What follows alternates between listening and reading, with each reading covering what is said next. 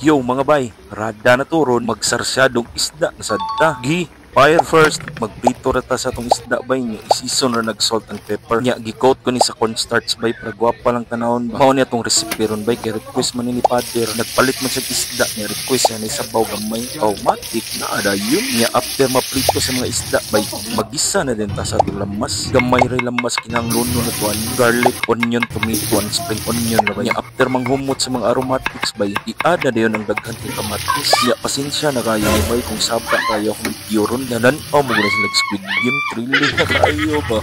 Nya mabalik ka sa atong bilog. Nya after malagta sa kamatis bay, timplahi na dayon.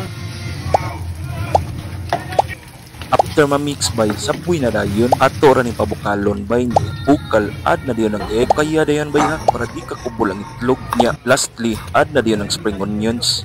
Shout out nga pala sa iyo by Oliver. Shout out sa kuno ana akong sabaw. Di joke lang. Sa mga shout out ug request, just comment down below para mabati kita at malaman ko kung saan umabot ang video na to.